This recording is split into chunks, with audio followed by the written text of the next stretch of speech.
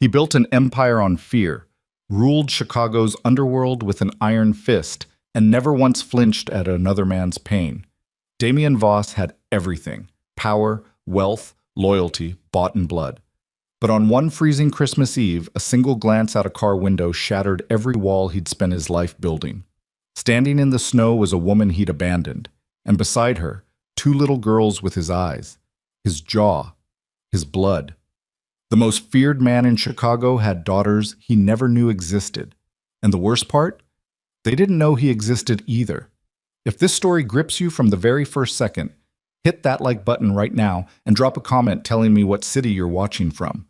I want to see just how far this story has traveled. Now settle in.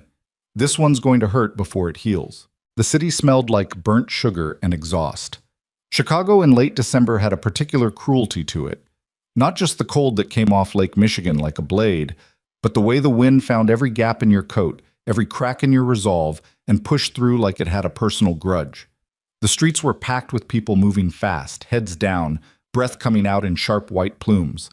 Christmas lights blinked above storefronts that had already been decorated since November, the kind of performative cheer that felt like a dare. Damien Voss didn't notice any of it. He was in the back of his armored Escalade, black on black, windows tinted dark enough that pedestrians saw nothing but their own reflections when they glanced over. The interior smelled like leather and Serena's perfume, something French, something that cost more than most people's monthly rent. She sat beside him in a cream cashmere coat, one hand resting on his thigh, talking about the seating arrangements at the estate's holiday dinner. He wasn't listening. He'd been running on autopilot for the last 3 blocks, nodding at the right intervals, making the kind of non-committal sound that passed for agreement when a man's mind was already somewhere else.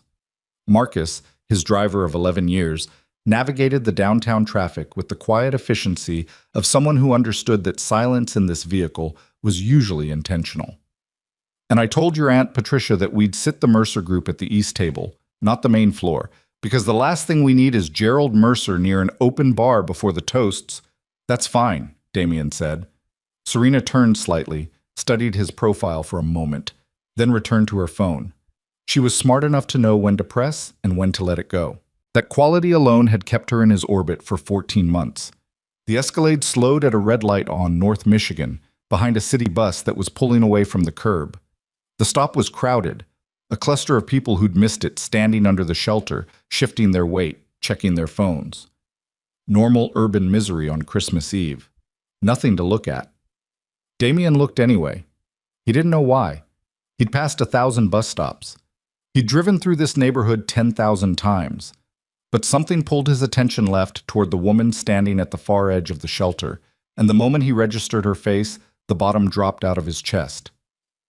Elena. Not the version of Elena he sometimes still caught himself thinking about at 2 a.m., the one made soft by memory and distance. This was real Elena, live and immediate, the slightly upturned nose he used to press his mouth against, the dark hair that had always refused to stay in whatever arrangement she put it in, loose now, half escaped from a knit cap. She was wearing a coat that was practical rather than fashionable, the kind a person buys because it's warm and on sale. Her hands were shoved in her pockets. Her breath came in quick, tired clouds. And on either side of her, holding her coat hem with small fists, were 2 little girls. Damien's body went completely still. The girls were wearing matching red winter coats, the kind with toggles instead of buttons. They were maybe... His mind struggled to calculate, refused the arithmetic at first. 2, maybe just past 2 years old. Small enough that they kept leaning into Elena's legs for warmth. One of them looked up at something, and he saw her face clearly through the gap in the tinted glass. Dark eyes. His eyes. The exact shade, the exact shape, the slight downward tilt at the outer corners that he'd always assumed was a Voss family trait because his grandmother had the same ones, because his father had the same ones, because he'd seen them in his own mirror every morning for 43 years. He was looking at them on the face of a 2-year-old girl standing in the snow. Damien. Serena's voice came from a great distance. The light had changed. Marcus was moving the car forward. The bus stop was sliding past the window. Elena's profile turned, just slightly, as the bus from the other direction began to pull in, and she was already gathering the girls, already moving, already disappearing into the crowd of people boarding, and then the Escalade was through the intersection, and the stop was behind them, and the moment, that frozen, impossible moment, was over. Damien, Serena touched his arm. You just went somewhere. I'm here, he said. He was not here. He was standing in the snow in his memory, with his own dark eyes looking up at him from the face of a child he'd never met. Marcus said nothing. He never did. The Voss estate was 40 minutes outside the city, tucked behind iron gates and a long private drive lined with oaks that were older than the family's fortune. It was a beautiful house, if you could separate the beauty from everything that had been done inside it and because of it. Damien had grown up running those hallways. He'd learned what his father was in those rooms. He'd learned what he himself was, later, in the study where his father's desk still sat. They arrived to the usual controlled chaos of a family gathering, caterers navigating through the side entrance, his cousin Raymond's teenage sons playing some game on the lawn that involved a lot of falling down, his Aunt Patricia directing traffic in the foyer with the authority of a woman who had spent 40 years organizing other people's social lives. Damien moved through all of it the way he always did, efficiently, minimally, with the kind of presence that made people straighten their posture without knowing why. Handshakes, brief embraces, the right words delivered at the right moments. He could do this in his sleep. He had done it in his sleep, more or less, for the last decade. His grandmother found him near the fireplace in the East Parlor an hour in. Victoria Voss was 81 and moved like a woman who'd negotiated peace treaties and meant every word of them. She was small now, in the way that people who were once formidable sometimes become small. Not diminished, just compressed. Everything essential, nothing wasted. She was wearing deep burgundy, and her hair was white and perfectly arranged, and she looked at Damien with the same expression she'd used on him since he was 7 years old, which was the expression of a person who already knew the answer and was giving him the chance to arrive at it himself. You look like your father did the night your mother told him she was pregnant the 3rd time, she said, accepting a glass of wine from a passing server without looking at it. Grandma? Sit down. He sat. Not because he had to, but because standing in her presence while she was seated felt somehow wrong, like looking down at a monument. She studied him for a long moment. The fire crackled. Somewhere deeper in the house, someone had started playing piano. One of his cousins, probably, running through carols with more enthusiasm than skill. What happened? She asked. Nothing happened. Damien. The way she said his name had not changed since 1986. It had a particular weight, a particular patience, that said she was willing to wait as long as it took and had nowhere more important to be. He looked at his hands. His knuckles were clean tonight. He'd made a point, over the last few years, of keeping his hands clean. It was the kind of distinction that didn't mean much to people who hadn't lived his life, but it meant something to him. I saw someone, he said, on Michigan Avenue. Victoria waited. Elena Cross. The name landed in the room quietly, but Victoria received it. He saw the slight adjustment behind her eyes. Recognition, recalibration, the rapid, quiet process of a sharp mind updating its understanding of a situation. I see, she said. She had 2 kids with her. He paused. He turned the sentence over in his mind one more time, tested its edges, verified it was what he believed it to be. 2 little girls. Grandma, they had... He stopped. Victoria set her wine down on the side table with great deliberateness. How old? She asked. 2. Maybe slightly more. The math was not complicated. He had been with Elena for 8 months, 2.5 years ago. The separation had been abrupt and had felt, at the time, like the only reasonable option. He'd been told, by people he trusted, by people whose entire function was to give him accurate information, that Elena had developed her relationship with him strategically, that she'd been feeding details about his operation to people who could use them, that her affection was architecture, not feeling. He had believed it because believing it had been easier than the alternative. He had walked away with his pride intact and a chest cavity that had felt wrong for 6 months afterward, but he'd attributed that to the particular insult of being played by someone you trusted, not to anything deeper. He had been wrong. He understood that now, in the fireplace-lit parlor, with the piano struggling through God Rest You Merry Gentlemen, and his grandmother looking at him with exactly the expression he deserved. You need to be certain, Victoria said. I'm certain. You looked through a car window at a bus stop. I know my own eyes, he said. I know what I was looking at. Victoria was quiet for a moment. Then she picked up her wine and looked at the fire, and he understood she was giving him the dignity of composure, which was the most generous thing she could have done. "What are you going to do?" she asked. He didn't have an answer. That itself was new. Damien Voss always had an answer. He'd built his entire career, his entire identity, on the premise that there was always a next move, always a decision to make and execute and defend. The absence of an answer felt like standing on a floor that had just revealed itself as temporary. "I don't know yet," he said. She nodded, slowly. "That might be the first honest thing you've said in this house in 3 years." He didn't argue with her. Dinner was the organized theater of a family that had long since replaced genuine communication with ritual. 17 people around a table that could seat 30, conversation moving in overlapping currents, business dressed up as anecdote, old grievances dressed up as jokes, ambition dressed up as toasts. Damien ate mechanically. He responded when spoken to. He watched Serena work the table with practiced grace, and he felt for the first time something like guilt toward her that wasn't about anything she had done. He was sitting at this table with secrets she didn't know about. Though he acknowledged privately, she was likely sitting at it with secrets of her own. That was the nature of this world, this family, this life. Everyone at the table was managing something they hadn't disclosed. Raymond's youngest, a boy of about 9 named Carter, appeared at Damien's elbow midway through the second course with the confidence of a child who had never once been told no by anyone in this room. "Uncle Damien, when you and Serena get married, are you going to have kids?" The table went quiet in a localized way.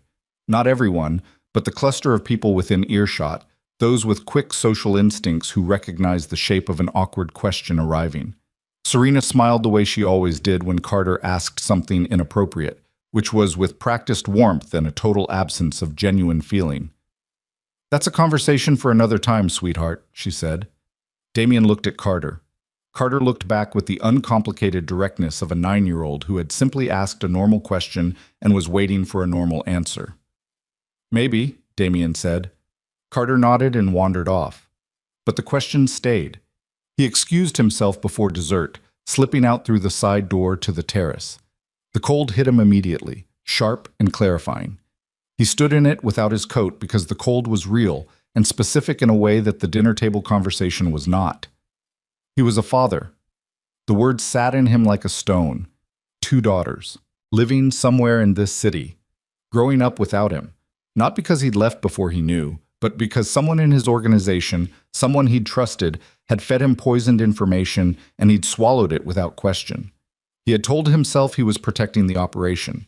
He had told himself he was being pragmatic, that sentiment was a vulnerability, that cutting clean was the right call. The truth, which he was only willing to face now, standing in the December cold at the edge of his family's estate, was simpler and uglier. He'd been afraid.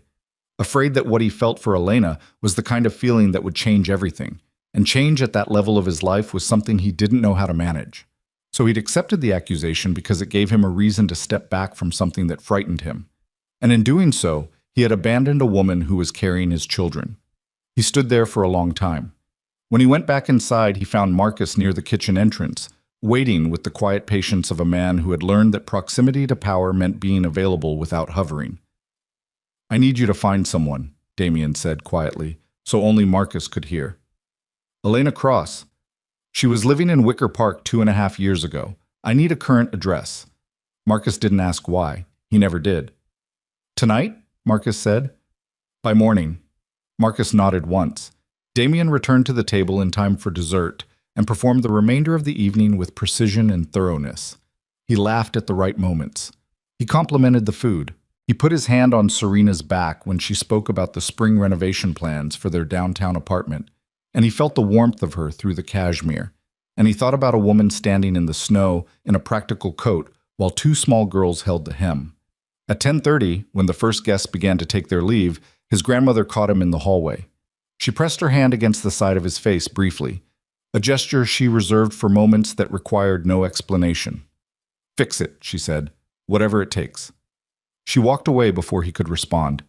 He stood in the hallway of his family's estate, surrounded by the retreating noise of Christmas Eve, and understood that everything he thought he'd built, the reputation, the control, The carefully maintained image of a man who could not be surprised or moved had just been revealed as construction. Scaffolding. The real thing was standing at a bus stop in the snow, wearing a cheap coat, holding together two small people who had his eyes. He drove back to the city in silence. Serena fell asleep near the highway exchange, her head against the window. He watched the city approach through the windshield and felt something shifting in him that he didn't have a name for yet, something slow and tectonic, the kind of movement that can't be undone once it begins. Marcus had an address by 6 the next morning. The building was in Pilsen. Not Wicker Park, she'd moved. The address was for a third-floor unit in a walk-up that Marcus described, with careful neutrality, as a building that would benefit from maintenance. Damien sat with the address for an hour before he got in the car. He told himself he was going to talk to her. Explain. Listen. He rang the buzzer for Unit 3C at 9:15 on Christmas morning. The intercom crackled. A long pause, the kind of pause that meant someone was looking through a peephole or a window before deciding. The speaker hissed. "Who is it?" Elena's voice. He had not heard her voice in 2.5 years. It landed on him like a physical thing. "It's Damien," he said. Another pause, longer. "Elena," he said, "I saw you yesterday, on Michigan Avenue. I need to go away." The intercom clicked off. He stood in the cold vestibule of the building and breathed. The tile under his feet was cracked, patched with a different color. Someone had tried to put up a small wreath on the wall and it was listing to one side, half the berries fallen off. He buzzed again. "Elena, please." Nothing. He buzzed a third time. "I know about the girls." He said it into the intercom quietly, but he said it clearly. "I saw them." "I know. I'm not going anywhere until we talk." A very long silence. Then, finally, the lock buzzed. He climbed 3 flights of stairs that creaked under him, each step an announcement. The building smelled like someone had recently cooked something with garlic, and underneath that, the old smell of a building that had been standing in the weather too long. He reached the 3rd floor, and the door to 3C was already open a crack, which told him she'd decided he was coming in but hadn't been able to make herself open it all the way. He pushed it gently. Elena was standing in the middle of the small living room with her arms crossed, and she looked like she'd slept badly and been awake for at least an hour preparing for this. And the look she was giving him had layers he couldn't immediately read. Fear, yes, underneath everything. Fear. But on top of it, something harder and colder that he'd earned over 2.5 years of absence. The apartment was small. Everything was very clean. There were 2 small beds in a corner, separated from the living space by a curtain, and from behind the curtain came the quiet sounds of sleeping children, breathing, a slight shift of covers, the unconscious small noises of very young kids in the deepest part of their morning sleep. Damien stood in the doorway and could not speak. Elena looked at him. "How did you find me?" "I have resources." "I know you have resources." Her voice was flat, controlled. "I asked how." "Marcus located you. Current address. That's all." She made a small, tight sound that might have been a laugh or might have been the sound of someone keeping something worse from escaping. "Marcus." She looked at the ceiling for a moment. "Of course." "Elena, you don't get to just show up here," she said. Her voice was still controlled, but something underneath it was starting to move. He could hear it, the way you can hear something breaking before it breaks. "You don't get to see me at a bus stop and decide you get an explanation. You left, Damien. You left and you never even..." She stopped, pressed her lips together, looked at the curtain. He waited. "They're going to wake up soon," she said, her voice lower now. "And when they do, you are going to be a stranger in their apartment on Christmas morning, and I don't have a way to explain that to them that doesn't terrify them. So whatever you want to say, you need to say it now before they open their eyes." He said, "I didn't know." She looked at him. "I need you to believe that," he said. "I know it doesn't fix anything. I know it's not. I know what I'm walking into here. But I did not know about them." "I called you," Elena said. Her voice had changed again. Something had gone out of it. She sounded tired in a way that was deeper than last night's sleep could account for. 4 times, in the first 3 weeks. Your number went to voicemail twice, and then it was... Someone answered, one of your guys, and told me you weren't available and that I should stop calling. Damien's jaw tightened. I found out I was pregnant at 6 weeks, she said. I called because you had a right to know, not because I wanted anything from you, not because I'd already figured out I was doing it alone, but I called because you deserved to know. Who answered? He said. What? The man who answered when you called. Did he give a name? She looked at him with something that was almost incredulity. That's what you want to know right now? Who answered the phone? Yes. I don't know. It was just a man, a voice. She shook her head. It doesn't matter. It matters to me. Nothing that matters to you is relevant right now, she said, quietly, but absolutely, and the flatness of it hit him harder than shouting would have. What's relevant right now is that I have 2 daughters who are going to wake up in 20 minutes expecting to see their stockings, and I need to know what you want, what you actually want.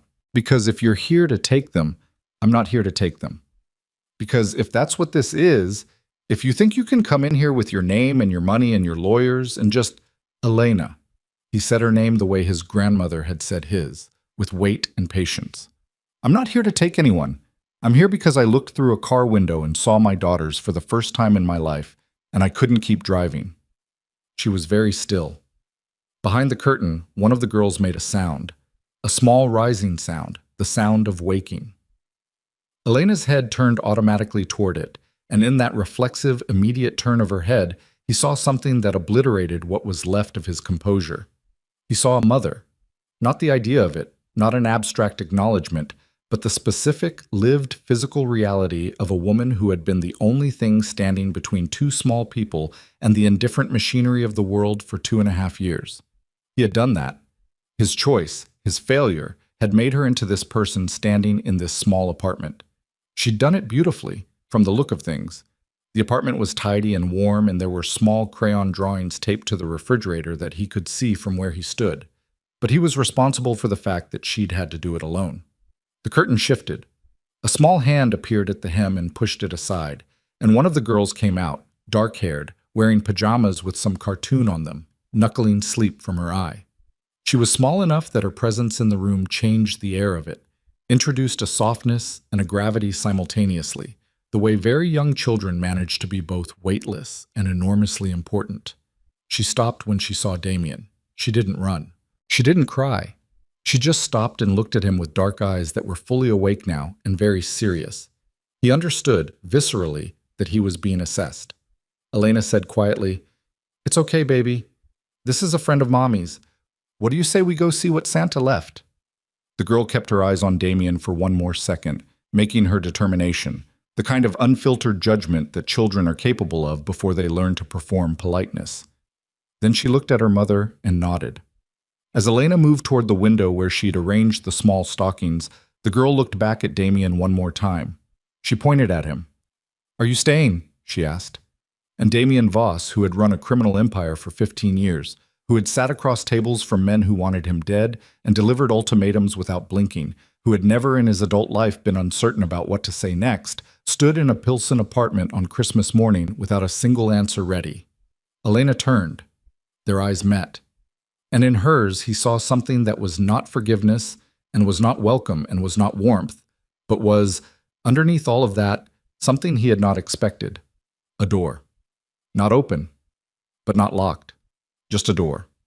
And he understood with perfect clarity that every choice he made from this moment forward would determine whether he ever earned the right to knock. He said to the girl, "I don't know yet." She seemed to accept this as a reasonable answer. She turned and padded toward her mother. Behind the curtain, the second girl was beginning to stir. Damien stood in the doorway and breathed, and felt the ground shifting beneath him, and did not move. The second girl came out from behind the curtain, still half asleep, dragging a stuffed rabbit by one ear, and she walked straight past Damien like he wasn't there, which was, he understood, its own kind of judgment. She went directly to her mother and pressed her face into Elena's hip, and made the low, wordless sound of a child not yet ready to be fully awake. Elena put her hand on the girl's head automatically. The gesture was so practiced it had no self-consciousness in it, just reflex, just the body doing what it had been trained to do by 2 years of repetition. Damien watched this and felt something move through him that he didn't have a name for and didn't try to name. "I'll go," he said. Elena looked up from her daughter. Something crossed her face. Not relief, not disappointment, something more complicated than either. "Yeah," she said. "You should." He nodded. He looked at the girl who had spoken to him, who was now crouched in front of a small stocking with the focused intensity of a person conducting an audit. He looked at the one still pressed against Elena's hip. He looked at the crayon drawings on the refrigerator, shapes that were half recognizable, a house, what might have been a dog, a figure with a large round head and stick arms that he suspected was meant to be a person. He left. The stairs creaked under him, going down the same way they had going up, each step announcing itself. He pushed out through the vestibule into the cold and stood on the sidewalk in Pilsen on Christmas morning, and the street was quiet in the way streets are quiet when most of the world is inside doing the things families do. He stood there for a long time. Then he called Marcus and said, "Take the day. I'll call you when I need you." And Marcus, without any indication that this was unusual, said, "Yes, sir." And that was the end of that. Damien walked. He didn't walk anywhere in particular. He walked through Pilsen in his dress shoes and his coat, past closed taquerias and a laundromat that was open and doing business because laundry doesn't take holidays, past a park where two kids were trying out new bikes on a path still dusted with last night's snow. He walked and didn't think about where he was going and thought about nothing else except what he'd seen in that apartment. He thought about the drawings on the refrigerator. He thought about the girl pointing at him and asking flatly, "Are you staying?" He thought about the stocking, small, hand-sewn, the kind you make rather than buy, because buying them costs money and making them costs time. And Elena had clearly decided time was what she had more of. By early afternoon, he was back in his own apartment downtown, 22 floors up, floor-to-ceiling windows overlooking a city that was his in ways that were literal and documented and in ways that were not. He sat at his kitchen island and drank coffee that had gone cold and did not move for a long time. His phone had 17 missed calls by 2 p.m. Most were from Serena. 3 were from his operations director, a man named Breck, whose calls Damien typically answered within 2 rings. 1 was from Raymond, who had texted afterward, "You left early last night, you good?" He called Breck back first because Breck's calls meant business, and business was the one thing he could still operate inside without feeling like the floor was moving. "There's a situation with the Delancey contract," Breck said. "Holt's people are saying the terms were misrepresented." "Were they?" "Depends who you ask. I'm asking you." A pause. "There may have been some optimism in how the margins were presented." "Handle it," Damien said. "They're asking for a sit-down." "Then sit down with them." His voice was flat, not dismissive, just emptied out. "Use the terms we agreed on in October. Nothing above that. If they push, you walk." "And if they walk?" "Then we find a different arrangement." He paused. "Breck, 2.5 years ago. Who was managing my communications?" "My personal line." A different kind of pause. "Sir?" "My personal cell. Who had access to it when I was unavailable?" That was when Garrett was still your primary point of contact, before he moved to external logistics. He handled the line when you were in meetings or traveling. Garrett. Damien knew the name the way you know a scar, aware of it, familiar with its shape, not constantly thinking about it. Garrett Fenn had worked for him for 6 years, had been quietly moved to a less central role 2 years ago for reasons that Damien had attributed, at the time, to a general restructuring of internal responsibilities. He had not at the time looked harder at the reasons. He was looking now. "Where is Garrett now?" he asked.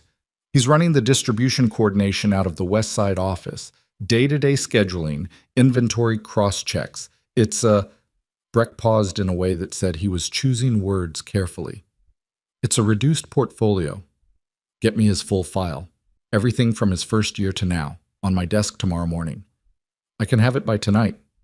Tomorrow morning is fine."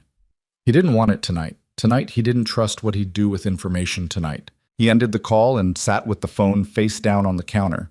Serena arrived at 4:30 with a bag of food from the restaurant she liked in River North, the one with the soft lighting that she said helped her think, and she let herself in with her key. They'd exchanged keys 3 months ago, a milestone that had felt uncomplicated at the time, and she took one look at him sitting at the island in the same clothes he'd been wearing the night before, and set the food down on the counter with a deliberateness that meant she'd been preparing what she was about to say. "Talk to me," she said. "Serena, don't do the thing where you say my name like that and then give me a summary. I've been calling you since 10 this morning, on Christmas." He looked at her. She was still in the cream coat, or a different one. He couldn't be certain, she had several. And her hair was up in a way that was effortful but designed to look effortless. And she was watching him with the sharp attention of a woman who was intelligent enough to understand that something had changed but had not yet identified what. He owed her something. He owed her this, at minimum. "I have children," he said. The room didn't change. The light didn't shift. Everything stayed exactly where it was, which felt wrong for a sentence of that weight. Serena didn't move. "2 daughters," he said. "I found out yesterday. I didn't know before yesterday." She was very still for a long time. Then she pulled out the stool on the other side of the island and sat down, and he watched the adjustments moving through her expression like weather. Shock first, then something harder. Then the careful return to composure that told him she was filing it, processing it, deciding how to respond rather than just responding. "The woman from before we met," she said. It wasn't a question. "Yes. Elena." He looked at her. "I've mentioned her." "Once." Serena folded her hands on the counter. "In passing, months ago." She was quiet for a moment. "How old?" "A little over 2." She absorbed this. He watched her absorb it, watched the arithmetic working behind her eyes, the same arithmetic that had worked behind his in the parlor the night before. "And you're certain they're yours?" "Yes." "You've seen them?" "This morning. I found her this morning." Something moved across Serena's face then that he couldn't read precisely, but he thought it was the expression of someone reassessing a significant amount of previous information from a new angle. "This morning," she repeated. "Christmas morning. You went to find her on Christmas morning." "I couldn't wait." "Damien," she said his name carefully, in a way that had none of his grandmother's patience in it, and all of something else, something controlled and cool. "Do you understand what you're telling me right now?" "I understand what I'm telling you." "Do you understand what this means for us?" "I don't know yet what it means for anything. I know what I saw. I know what I need to do about it." "And what do you need to do about it?" He looked at her directly. "I need to be in my daughters' lives." Serena was quiet for a long moment. When she spoke, her voice had settled into a register he'd heard her use in business conversations. Precise, unattached, navigating toward an outcome. "Okay," she said. "Okay? I'm not going to pretend this is nothing, but I'm also not—" She stopped, recalibrated. "I need some time to think about what this means. For me. For us." "That's fair," he said. She looked at the bag of food she'd brought, which was sitting between them, and which neither of them had touched. She pulled it toward her, opened it, started taking out containers with a methodical efficiency that he recognized as her way of managing herself when she was managing something she hadn't expected. They ate in a silence that was not comfortable but was, at least, honest. Later, after Serena had left, early, with a kiss on his cheek that was careful and reserved and said more than words would have, Damien sat alone and started making the kind of list he made when he was solving a problem. Not on paper. He never wrote these things down. In his head, clean and ordered. What had happened? Someone, Garrett almost certainly, but others possibly, had fed him fabricated or distorted intelligence about Elena, had either manufactured the story of her supposed betrayal or amplified something small into something disqualifying, had intercepted at least one of her calls, possibly more than one. Why? That was the part that was still dark. Garrett had always been solid, efficient, not someone Damien had ever thought of as disloyal, which meant either he'd been wrong about Garrett for 6 years, or someone had put Garrett up to it, or, and this possibility was the coldest one, someone with more authority than Garrett had made the call, and Garrett had been the instrument. He thought about who, in his organization, would have had both the motivation and the authority to arrange something like that. He thought about this for a long time and arrived at a name he didn't want to arrive at. He let the name sit there in the dark of his mind and didn't touch it yet. He called Elena at 9 that night. She didn't answer. He called again at 9:15. She picked up on the 5th ring. "I told you. I know what you told me, he said. I'm not calling to push. I just need to know one thing. Silence. The man who told you I wasn't available. Was it on my personal cell or the office line? A long pause. The cell, she said. Your personal number. How many times did you call? I already told you this. Elena. Another pause. 4 times. The first 2 went to voicemail. The third someone answered. The fourth, the same man answered and told me that if I called again, it would be a problem. The word problem, in his world, was a very specific kind of word, the kind that arrived with implications. He threatened you, Damien said. His voice was very quiet. He made it clear I shouldn't call again. So I didn't. He exhaled slowly. Elena, I need you to know that I did not instruct anyone to say that to you. A silence so long he thought she'd ended the call. Then, it doesn't change anything, Damien. I know. Even if that's true. Even if you didn't know, and someone went around you, it doesn't change 2.5 years. It doesn't change what the girls have grown up without. I know that. So why are you telling me? He thought about how to answer. He wanted to say, because I need you to know I wasn't cruel on purpose. But that felt like an ask for his own comfort, not a gift to her. He said, because you deserve to know that someone betrayed both of us. Another long quiet. I'll think about it, she said. And then, don't call again tonight. She ended the call. He put the phone down and sat in the dark of his apartment and thought about Garrett Fenn, and thought about the name that was sitting in the back of his mind, and thought about what he was going to do with both of those things when Garrett's file landed on his desk in the morning.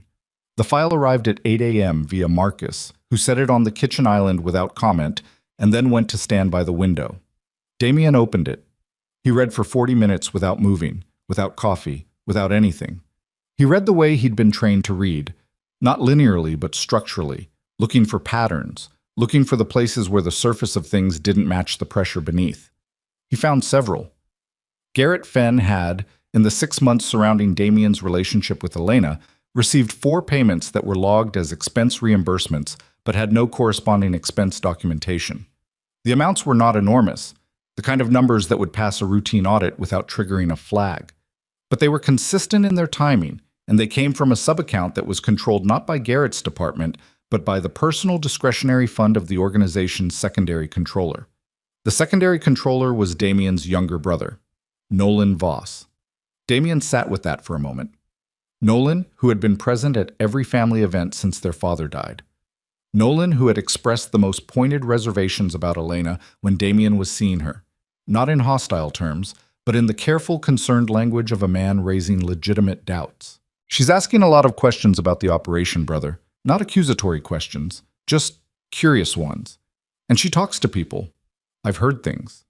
Damien had believed him because Nolan was his brother, and because the doubts had already been growing, and having them confirmed by someone he trusted had been enough. He closed the file. He sat very still. Then he called Breck.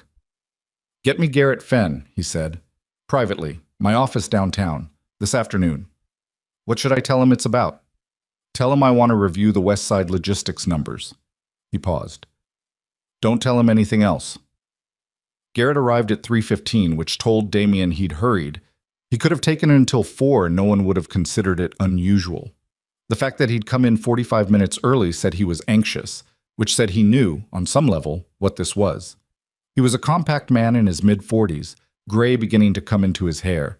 The kind of person who had been, in another life, probably a mid-level accountant somewhere, reliable and unspectacular, and who had found in Damien's organization a place where reliability and a talent for quiet administration had elevated him considerably. He sat across from Damien's desk and managed his expression with the practiced steadiness of someone who spent a lot of time managing expressions. Logistics numbers look fine, Damien said, opening by confirming the cover story. That's not why you're here. Garrett didn't move. 2.5 years ago, Damien said. My personal cell. A woman named Elena Cross called 4 times. Someone answered one of those calls. The same person called back after the 4th attempt. Garrett's breathing didn't change. That was interesting. You answered, Damien said, a pause that lasted exactly 1 beat too long. Mr. Voss, don't! The word came out quiet and absolute. I'm not recording this. I'm not building a case. I'm asking you directly, between us, what happened? And I'm giving you exactly one opportunity to tell me the truth. Garrett looked at his hands, which were resting on his thighs, and then he looked up, and in his eyes, Damien saw the specific kind of tired that comes from carrying something heavy over a long distance. I was told to intercept calls from her if they came in, Garrett said. Log them, but don't pass them through. Who told you? Mr. Nolan. The name landed flat, without drama. Damien had known it was coming and had prepared himself for it, and still the specific reality of hearing it from someone else's mouth changed the temperature of the room. And the fourth call, Damien said. Garrett inhaled. I was told to make it clear she shouldn't try again. Again, you threatened her. He stopped. I told her further contact would create complications. That was the language I used. She was pregnant, Damien said. The color went out of Garrett's face. Did you know that? Damien asked. No. The word came quickly, and Damien believed it. No, sir. I was told it was a security matter, that she was a liability and the contact needed to be severed. I didn't ask. He stopped again. You didn't ask, Damien said. No.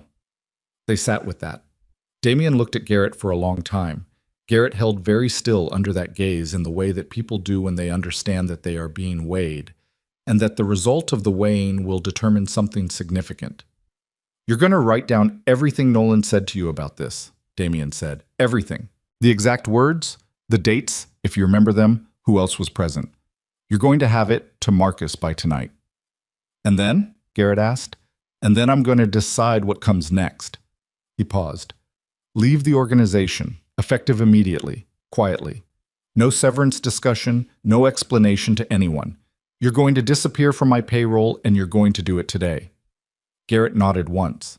He looked, Damien thought, almost relieved. The particular relief of a man who has been waiting for the inevitable and has finally arrived at it. He left. Damien sat alone in his downtown office with the file closed on his desk and the city spread out beyond the windows in the gray light of a December afternoon. And he understood, with a precision that felt like something being stripped away from something else, that the last 2.5 years of his brother's behavior, the dinners, the holidays, the easy fraternal warmth, had been the behavior of a man managing a secret. Nolan had decided, for reasons Damien hadn't yet fully uncovered, that Elena Cross needed to disappear from his brother's life, and he'd used his access and his authority and his position as the person Damien trusted most, besides his grandmother, to make that happen. He had taken from Damien not just a woman, he had taken 2 daughters. He had taken the first 2 years of their lives, and he had done it quietly enough and carefully enough that it had taken a random glance through a car window on a Christmas Eve street to unravel it at all. Damien picked up his phone. His hands were very steady. He had spent years training his hands to be very steady. He called Nolan. It rang 3 times. Brother, Nolan said, warm and easy. You vanished last night.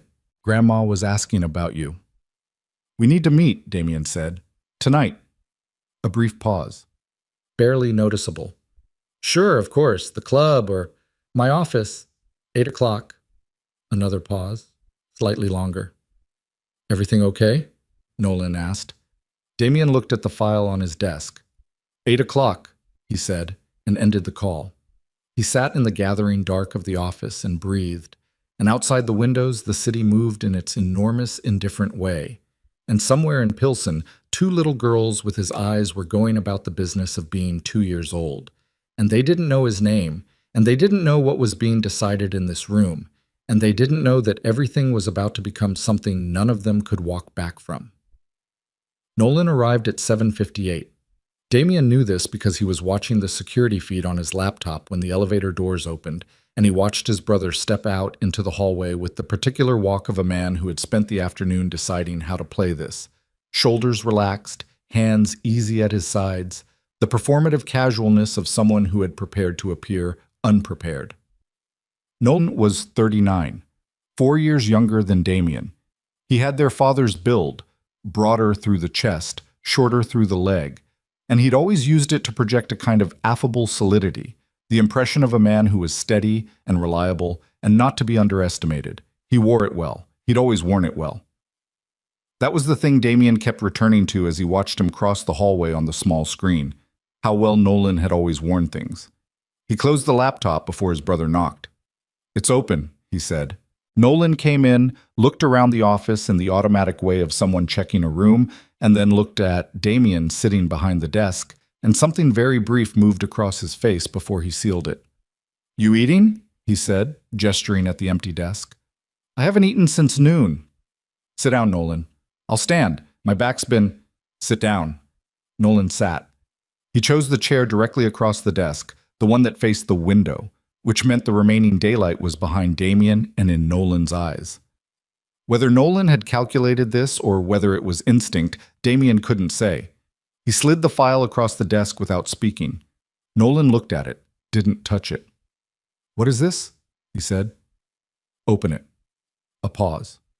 Then Nolan pulled the file toward him and opened it, and he looked at the top page. The expense records, the payment logs, Garrett's name appearing in 4 separate entries, with an expression that was very controlled, very practiced, and entirely without the surprise a person would show if this were genuinely the first time they were seeing it. "I talked to Garrett," Damien said. Nolan closed the file, set it back on the desk, folded his hands on top of it with the careful deliberateness of a man placing a period at the end of a sentence. "Okay," he said. "That's all you have." "I'm waiting to hear what you think you know." Damien looked at him. He had been looking at him since he sat down, and he kept looking at him now, not with anger. The anger was there, but underneath something colder, something that had been running quietly in him since the afternoon and had burned off most of its heat and left something harder and more precise behind. "You intercepted calls from Elena Cross," Damien said. "You paid Garrett to block her from reaching me. You had him threaten her when she persisted." He paused. "She was pregnant, Nolan." Nothing moved in Nolan's face. "She was carrying my daughters," Damien said, "and you knew that wasn't possible, because she was already gone by the time she would have known. But you still had Garrett tell her, a pregnant woman calling the father of her children, that further contact would create problems for her." Nolan said nothing. "Why?" Damien said. The word landed in the room and sat there. Outside, a siren moved through the city below and faded. The office hummed with the low vibration of the building's ventilation. "It was a business decision," Nolan said. The flatness of it was almost remarkable. "A business decision," Damien repeated. "You were compromised. You knew it yourself. You were already pulling back from her before I did anything. You were losing focus. The Mercer expansion was in its most critical phase. The Delancey negotiations were 3 weeks from collapsing, and you were spending 4 nights a week in Wicker Park with a woman who was asking questions about our operation that she had no business asking. She was curious about my life. She asked Garrett directly where our storage facilities were," Nolan said. His voice had changed, found its footing, become the voice of a man making an argument he'd rehearsed. At the anniversary event in March, she pulled him aside and asked about the distribution network. Not the legitimate side, the other side. Damien was very still. "She framed it as small talk," Nolan continued.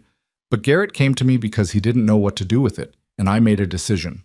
I made a decision that protected this family and this operation at a moment when you were not in a position to make it yourself." "You told me she was a liability," Damien said slowly. "You told me she was feeding information to people who could use it. I told you what I believed. Did you have proof?" A pause. "Did you have proof, Nolan? Yes or no?" "I had enough." "That's not yes." "It was enough to justify—" "It was enough for you to decide," Damien said, and his voice was very quiet now, the particular quiet he'd learned from his father, the one that meant something was ending. "Without bringing it to me, without showing me anything. You decided, based on one conversation you heard secondhand from Garrett, that my relationship needed to be terminated, and you manufactured a story, and you fed it to me because you knew I was already uncertain and you knew exactly which direction to push." Nolan's jaw tightened. "She was a vulnerability," he said, "and you were too close to her to see it. She was the mother of my children. You didn't know that, because you made sure I wouldn't find out." Damien stood up. He did it slowly, without drama, just rising to his full height, and he watched Nolan track the movement the way people instinctively track the movement of something large when it shifts. "She called 4 times, Nolan. 4 times. What did you think she was calling about? I assumed it was personal. I assumed she wanted... You didn't assume anything, Damien said. You didn't ask. You didn't find out. You had Garrett cut the line, and you moved on, and you sat across from me at every family dinner for 2.5 years, and you said nothing. Nolan stood up too now, and the dynamic of the room changed. 2 large men in a contained space, the desk between them, neither of them moving toward the other, but the air compressed by the possibility. I was protecting the family, Nolan said, and there was something in his voice now that was not quite defensiveness, and not quite conviction. Something that sounded like a man arguing with himself as much as with Damien. You were protecting your position, Damien said. When I was with Elena, I wasn't thinking about the operation. I wasn't thinking about expansion or the Mercer deal or the logistics chain. I was thinking about her. And you interpreted that as weakness. You decided my focus was your opportunity, and you removed the distraction. That is not... Don't! The word came out hard enough that Nolan stopped. Don't tell me what it is and isn't. I've been in this business since I was 22 years old. I know how this works. I know how decisions get made when someone decides they can make them better than the person who's supposed to be making them. The silence between them was a different kind of silence now. Not the waiting silence of before. The silence of something having been said that could not be unsaid. Nolan's expression had shifted. The rehearsed steadiness had cracked along certain lines, and what was underneath it was more complicated than guilt, and more complicated than defiance. It was the expression of a man who had told himself a story for 2.5 years and was now watching someone dismantle it piece by piece and was not entirely sure it could survive the dismantling. I have daughters, Damien said. 2 of them, living in a walk-up in Pilsen. They don't know my name. Their mother is afraid of me because of what I am, and she has every reason to be afraid, because the last time she tried to reach me, someone from my organization threatened her. He stopped. Someone from my family. Nolan looked at the desk. I need you to leave, Damien said. Nolan looked up. Damien, the organization, your responsibilities, your access. I need all of it gone by end of the week. The color left Nolan's face by degrees like water draining. You're not serious, he said. Marcus will walk you through the transition. You'll receive your draw through the end of the year, and then we're done. You can't... Nolan stopped, started again. Brother, listen to me. What I did, even if I was wrong about Elena, even if the situation was, the operation is stable because of decisions I made. The Mercer expansion alone generated revenue that I would have generated without you, Damien said, and cost me my daughters. He picked up the file and set it in the desk drawer and closed it. That's the accounting. Figure out the math yourself. Nolan stood there for a moment that stretched. His hands hung at his sides, and there was something in his face that Damien had not seen there before. A kind of nakedness. The look of a man who has operated for years behind a very specific identity and has had it removed and doesn't know what's underneath it. He left without another word. Damien sat back down and put his hands flat on the desk and breathed.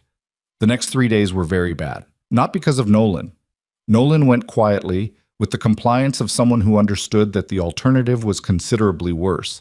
And Marcus handled the transition with the efficiency that Marcus brought to everything. The organization adjusted. It always adjusted. These things happened in operations like his, and the people who mattered knew how to absorb a change in structure without losing function.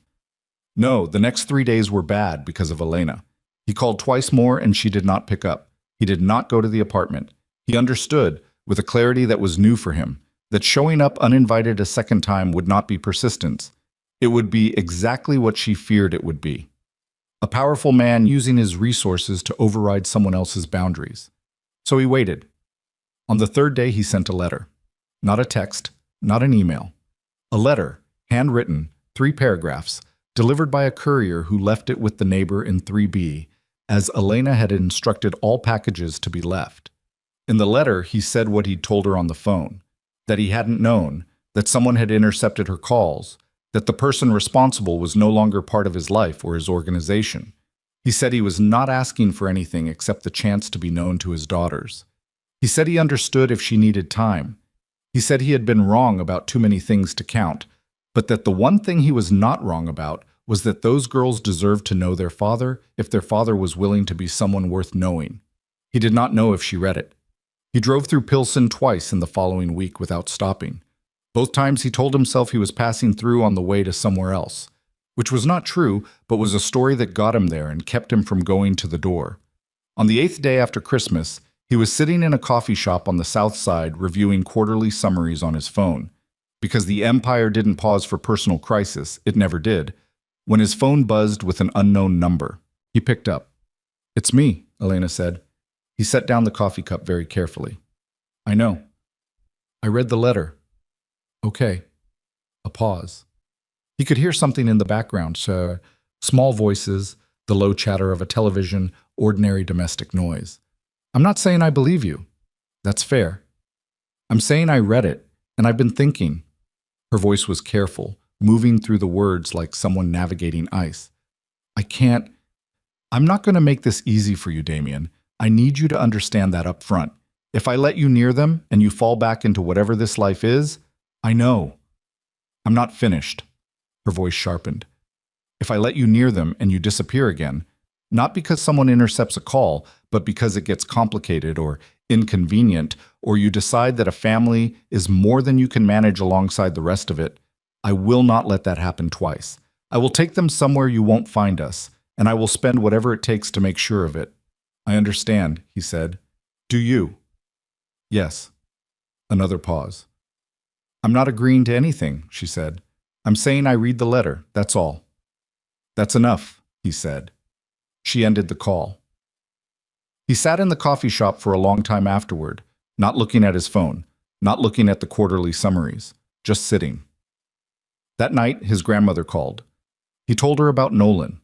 He told her in the same even, factual tone he'd used with Elena, not because he wasn't feeling things, but because the feeling was too large for the kind of voice it would require, and he wasn't ready for that voice yet.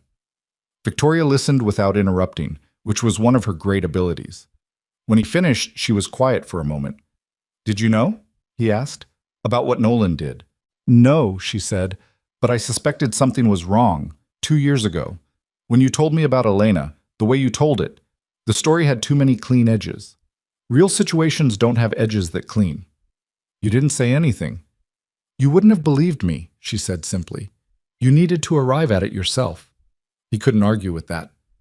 "What are you going to do?" she asked. "Not about Nolan, about the rest of it." "I don't know yet," he said. "Yes, you do," she said. "You just haven't admitted it to yourself yet because it frightens you." He looked at his apartment, the clean lines of it, the expensive empty precision, the 22 floors of distance from the rest of the world that he'd told himself was protection, and was, he now understood, a different word entirely. He thought about what it would take, not just the gestures, the letters, the calls, the patient waiting, the real thing underneath it. What it would take to become a man that Elena could trust. Not the Voss name, not the resources, not the controlled and frightening capability. Something simpler, something harder. The willingness to be changed by people who were 2 years old and barely reached his hip.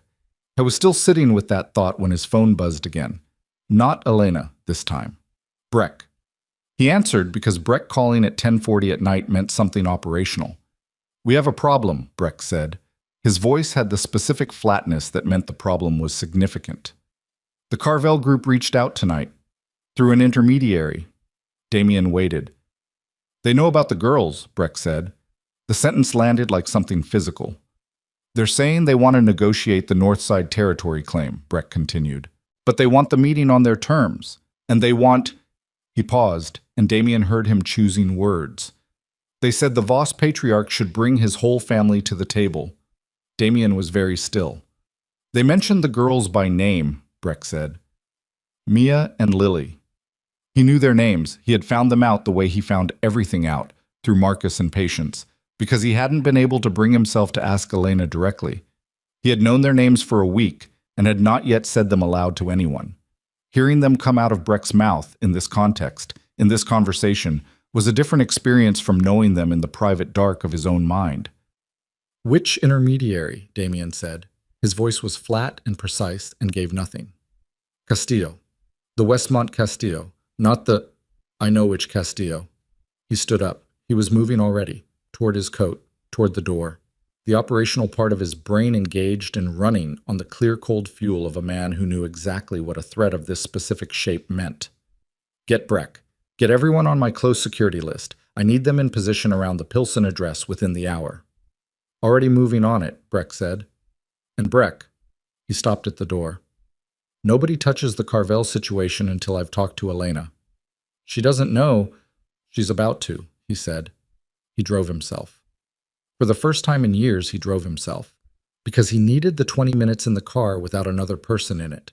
He needed the city moving past the windows at his own speed and under his own control, because what was happening around him was no longer just about territory or money or the operational mechanics of a criminal empire. What was happening was that someone had found the one thing in his life that was not armored, and they were pointing at it. He pulled up outside the Pilsen building at 11:15 and sat for a moment looking at the third-floor windows, which were dark. The girls would be long asleep, Elena probably close to it, the apartment quiet with the specific quiet of a home where young children set the schedule. He buzzed 3C. The intercom crackled for a moment. Damien. Her voice was immediately alert, immediately wary. She'd been awake. I need you to listen to me, he said, carefully. And I need you not to be afraid because I have people on this building right now and you're safe. But I need you to hear what I'm about to tell you. A silence. Elena. Tell me, she said, and her voice was steady in the way that people become steady when the thing they were afraid of has finally arrived and there's nothing left to be afraid of losing. He pressed the button and told her. And standing in the cold vestibule of a building in Pilsen, with his empire shifting around him and his brother gone, and his daughters asleep 3 floors above him, Damien Voss finally understood that the life he had built, the walls, the distance, the careful architecture of a man who controlled everything, had just become the most dangerous thing his daughters had ever been near. She buzzed him in without another word. He climbed the stairs for the second time in 9 days, and each step felt different from the first time. Heavier, more deliberate, the weight of what he'd just said to her through the intercom still hanging in the stairwell air. He reached the 3rd floor and the door to 3C was open a crack, the same crack as before, and he pushed through it into the warm light of the apartment. Elena was standing in the center of the room in a robe and bare feet, her arms crossed, her hair down, and she looked at him with an expression that was not fear and was not welcome. It was the expression of a woman who had spent the last 30 seconds reconfiguring her understanding of her situation and had arrived at a cold, functional clarity. How do they know their names? She said. I don't know yet. You don't know. Her voice was level, but her jaw was tight. Someone just told your people that they know my daughter's names, and you don't know how… Elena. He kept his voice low because of the curtain, because of the sleeping children behind it. I'm going to find out. That's not the immediate question. The immediate question is whether you're willing to move tonight. She stared at him. Move. There's a house in Lincoln Square. It belongs to an LLC, nothing tied to me directly. It's been empty for 4 months. I had Marcus confirm it's clean. He paused. It's secure. The neighborhood is quiet. There are 2 bedrooms on the 2nd floor. You want me to pack up my daughters in the middle of the night and move into a house you own, that I don't technically own, because someone threatened them? Her voice cracked on the last word, just slightly, just enough. She pressed her lips together and held it. How serious is this? He looked at her directly. He'd decided on the drive over that he would not manage this, would not calibrate his delivery for her comfort. She deserved the unmodified truth. The Carvel Group is not a minor player, he said. They've been pushing against the North Side territory for 8 months. They've escalated twice. This is the 3rd escalation. And using the girls' names is not a negotiating tactic. It's a demonstration. They're showing me they've done their research. They're showing you that you have a weakness, Elena said. Yes. She absorbed this. Her eyes went to the curtain, stayed there for a moment, came back. If I do this, she said, if I move the girls into your house, it's not my house. Damien. Her voice cut through his. I know it's your house. The LLC, the clean title, whatever. I know how this works. I grew up watching my uncle run a numbers operation on the South Side, so don't manage me. She pulled her robe tighter. If I move the girls into your house, I need to know what you're planning to do about these people. I'm going to meet with them. And resolve it.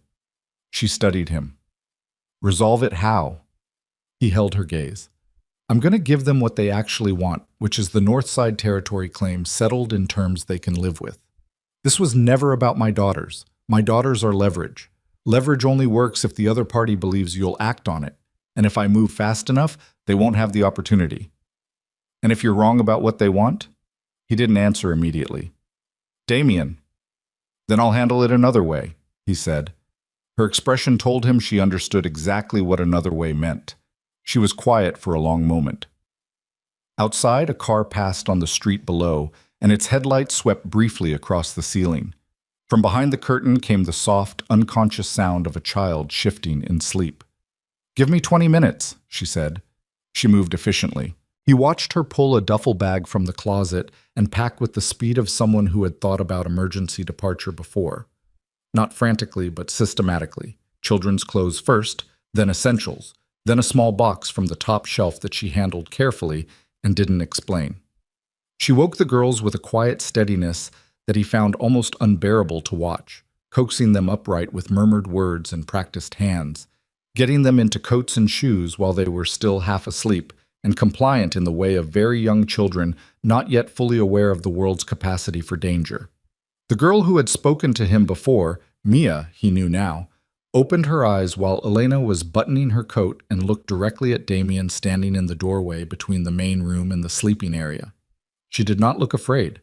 She looked, if anything, like she was resuming an assessment she'd started 9 days ago and had not yet concluded. "You're here again," she said. Her voice was thick with sleep. "Yeah," he said. "I'm here again." She seemed to find this satisfactory. She let her mother finish with the buttons. Marcus was waiting outside with 2 additional vehicles, men in each, the kind of men who moved with the specific economy of people paid to be present and invisible simultaneously. Elena looked at the convoy, and her jaw tightened, but she said nothing. She put the girls in the back of the middle vehicle, got in beside them, and did not look at Damien again until they were moving. Lincoln Square at midnight was quiet and residential and looked nothing like the rest of what Damien's life was. The house was a 3-story brick building on a tree-lined street, the kind of house that had been built in the 30s and maintained with ongoing competence rather than ambition.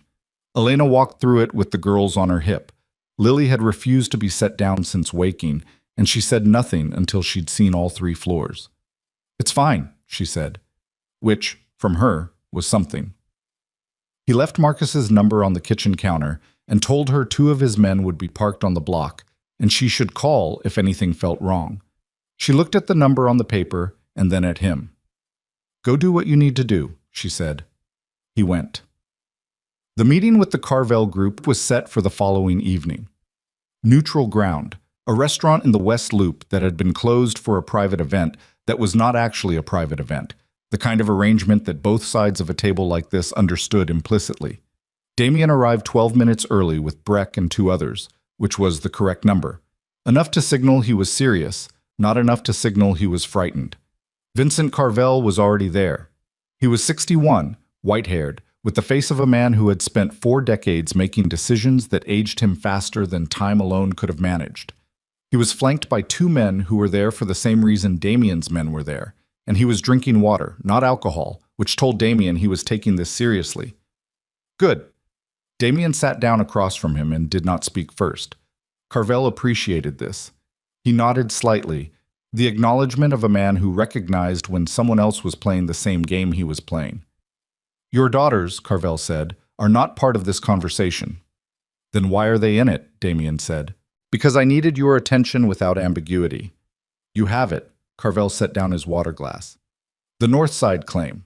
What we proposed in October is still the framework I'm willing to work from. What your people countered in November was not reasonable."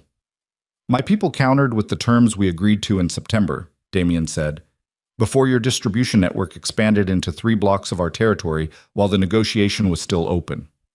Something shifted in Carvel's expression. "That was a miscommunication at the operational level."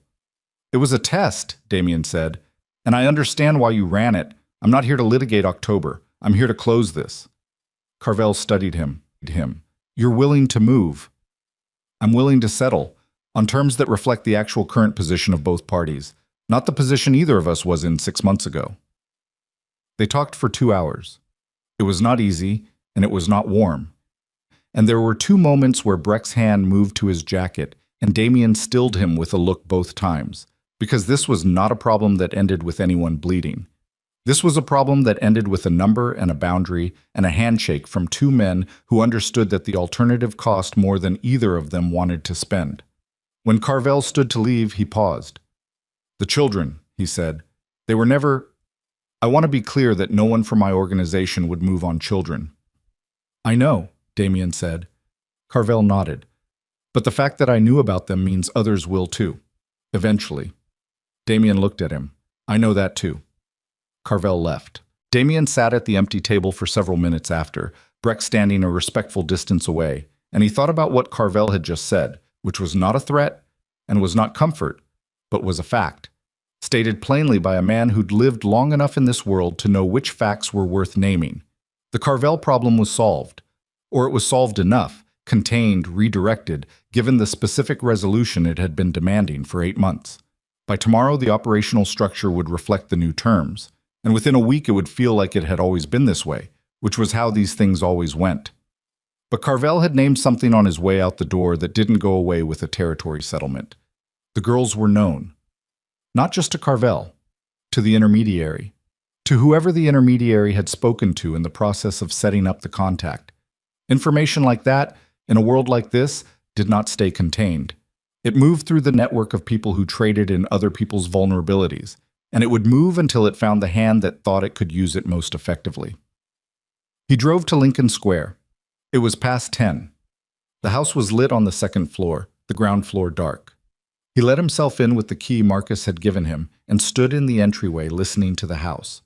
From upstairs came the faint sound of a television.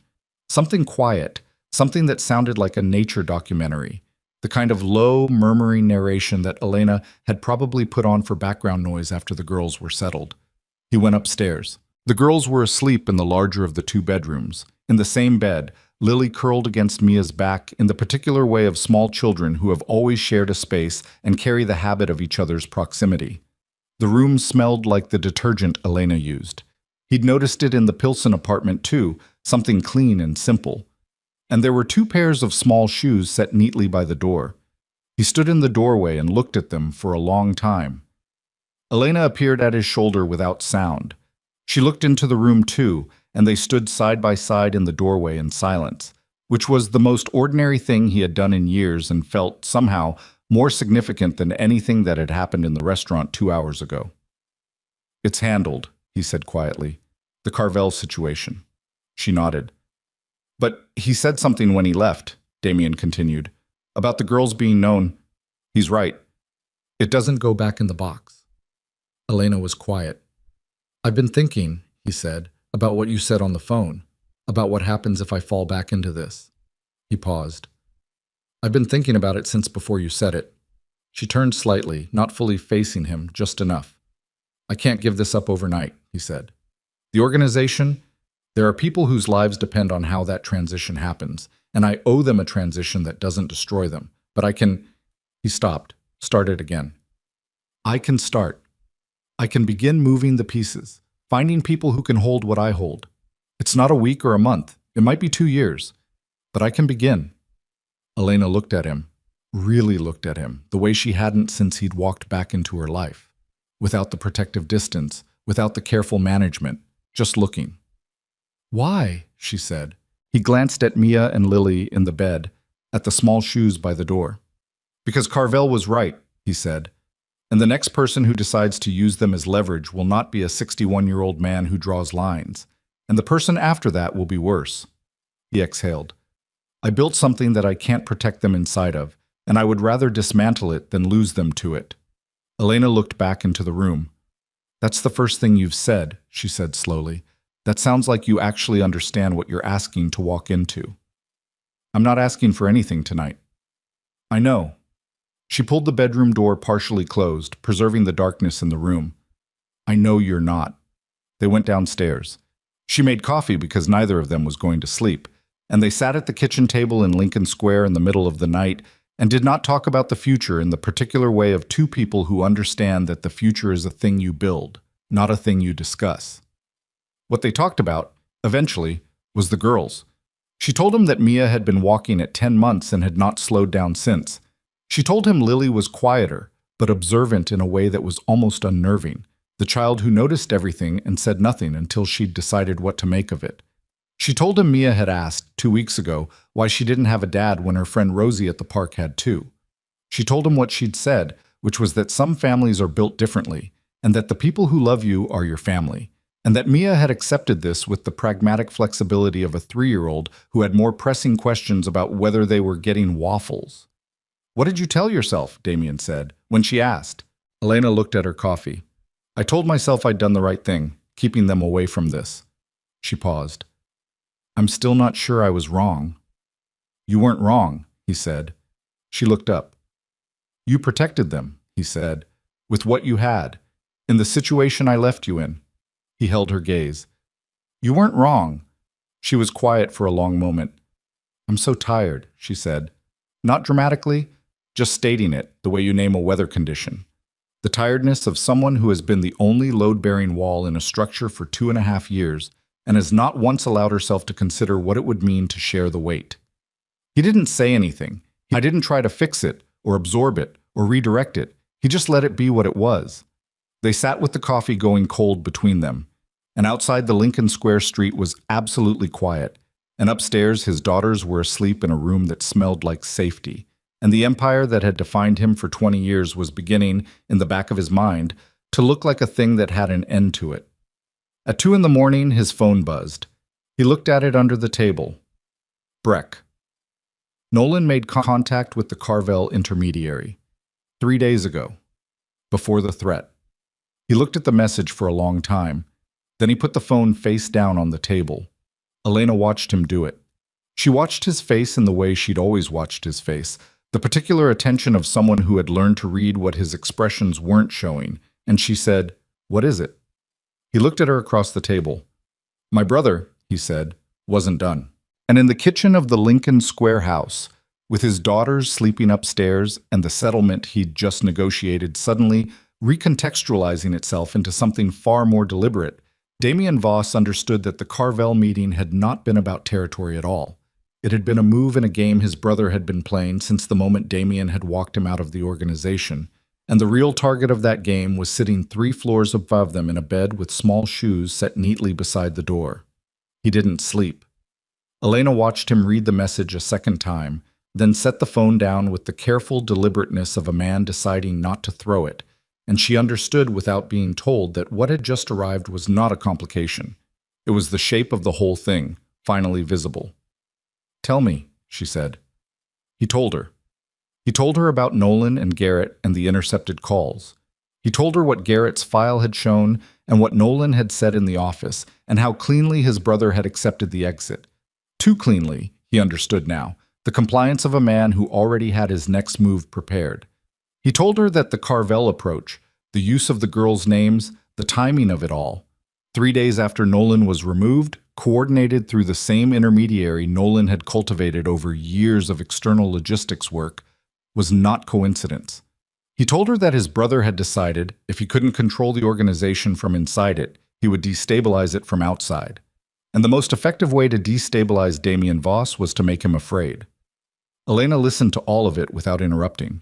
She held her coffee cup in both hands, and she listened, and when he finished, she was quiet for a moment, and then she said, "What does he want?" "Control," Damien said. "What he's always wanted. He believes, and he's not entirely wrong, that with me distracted, with the Carvel situation destabilizing the North Side operations, with the internal structure already disrupted by his removal, he can position himself as the stabilizing force. Go to the lieutenants. Offer continuity. And the girls were the distraction." "Yes." She set the coffee cup down, looked at the table, then she looked up at him with an expression that had moved past fear into something colder and more functional. "Fix it," she said. He looked at her. "I'm not going to sit in this house and wait," she said. I'm not built for that, and you know it. Fix it, and then come back, and then we're going to talk about what comes after." She held his gaze. "But fix it first." He nodded once. He left at 2:40 in the morning. Marcus was parked outside and had been since they'd arrived, which was the kind of loyalty that had nothing to do with payment and everything to do with the specific bond that forms between men who have been in enough difficult rooms together. Damien got in the front passenger seat, which he almost never did, and Marcus looked at him and didn't ask. "Find Nolan," Damien said. Marcus found him in 4 hours. Nolan was at a hotel in River North, not hiding, exactly, but not at his apartment either, which meant he'd expected some version of this night and had prepared for it by positioning himself somewhere neutral, somewhere that was neither home territory nor enemy ground. The hotel was mid-tier, anonymous, the kind of place you stayed when you didn't want to be found, but also didn't want to look like you were hiding. Damien knocked on the door of room 614 at 6:50 in the morning. A long pause. Then Nolan's voice. "Who is it?" "You know who it is." Another pause, the sound of movement. Then the door opened and Nolan stood in it, still dressed. He'd slept in his clothes or hadn't slept. And he looked at Damien with the expression of a man who had run the numbers and understood that they didn't come out in his favor. Damien came in without being invited. The room was a standard hotel room with a standard view of an alley and a desk that Nolan had clearly been working at. There were papers, a laptop, a legal pad with handwriting on it. Damien looked at the legal pad without touching it. Columns of names, operational contacts. The lieutenants? Yes, exactly as he'd guessed. "How far along?" Damien said. Nolan sat down on the edge of the bed. He was not going to pretend at this point, and Damien noted that and gave him minimal credit for it. "Far enough to have a conversation, not far enough to have a commitment." "Pull it back."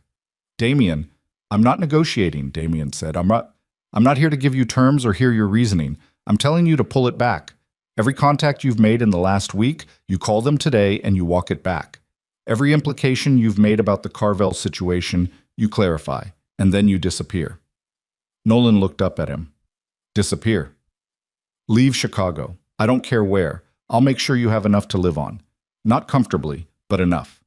You go somewhere and you build a life that has nothing to do with this organization or this family's business, and you don't come back. You're exiling me." "I'm giving you the option," Damien said, "because you're my brother, and because Grandma would not survive what the alternative looks like. That's the only reason." Nolan was very still. "If you don't," Damien said, "then I stop managing what happens next, and you know what happens next." The two men looked at each other across the hotel room in the early morning light, and between them was 20 years of history. The dinners and the holidays and the funerals and the business, the father they'd buried together, the grandmother they'd both learned everything from, the empire they'd built side by side, and underneath all of that, the thing Nolan had done and what it had cost, and the distance between who they'd been and who they were standing here in this moment. Nolan looked at the legal pad on the desk. He reached over and tore it in half. "I'll make the calls," he said. "By tonight." "By noon," Damien said. He left. In the elevator going down, he stood very still and breathed through the particular aftermath of a confrontation that had been necessary and had gone the right way and had left him feeling nothing he could name as victory. His brother was not a monster. That was the complicated part. His brother was a man who had made a series of decisions that began with a genuine concern, or something he'd been able to dress as one, and had grown into something that required its own justification to sustain, and eventually the justification had become the thing itself. Nolan had told himself the story of protecting the family for so long that he'd stopped being able to see the people inside it. Damien understood this better than he wanted to. He told himself stories too. By 2 in the afternoon, Breck confirmed that Nolan had made contact with 4 of the 6 lieutenants he'd approached, and had, in each case, walked back the implication of instability within the organization. The remaining 2 were reached by end of day. The Carvel settlement, which had been legitimate regardless of Nolan's manipulation of the surrounding circumstances, held. By the end of the week, the operational structure had absorbed the change. By the end of the month, things were quieter than they'd been in a year. Damien moved slowly. He understood with a clarity he hadn't had before that the impulse to move fast, to resolve, to fix, to establish control, was exactly the impulse he needed to resist. Elena had not asked him for resolution. She'd asked him to fix the immediate danger and then come back and talk. He'd done the first part. The second part was not a conversation that could be rushed. He came back to Lincoln Square the morning after the hotel. He knocked instead of using the key, which mattered. Elena opened the door in the early morning with Lily on her hip and dark circles under her eyes and flour on her sleeve, and she looked at him and said, "Did you handle it?" "Yes." She stepped back to let him in. The kitchen smelled like pancakes. Mia was at the table with a crayon and a piece of paper, working on something with the focused intensity she brought to everything, and she looked up when Damien came in and then looked back down at her drawing with a nonchalance that told him she'd been expecting him. He sat down at the table across from her. She pushed the drawing toward him without looking up. It was a house, rendered in the particular style of a not-quite 3-year-old. The proportions were flexible, the windows were suggestions, but the structure was unmistakable. There were 4 figures in front of it, 2 tall ones and 2 small ones. He looked at it for a long time. "Is this your house?" he asked. Mia picked up a different crayon. "It's our house," she said, with the matter-of-fact authority of someone explaining something obvious. He looked at Elena, who was standing at the stove and had her back to him, but he could see the set of her shoulders and what was happening in them. He looked back at the drawing. "It's a good house," he said. Mia seemed satisfied with this. The weeks that followed were not simple and were not a story about transformation, because transformation is not a story. It's a process, and processes are slow and nonlinear and full of moments where you can't tell if anything is changing or if you're standing in the same place making the same mistake with better vocabulary. Damien knew this. He'd been in the business of change long enough to understand that the announcement of change and the fact of it were 2 entirely different things, and that the only way to tell the difference was time. So he took time.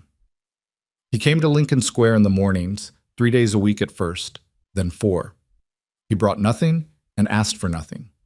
He sat on the kitchen floor with Mia and Lily and did whatever they were doing, the elaborate, logic-free constructions of block play, the picture books that required the same story read identically every time, or the whole thing fell apart, the particular games that had rules that changed mid-game and that he was never informed of in advance. He learned by doing.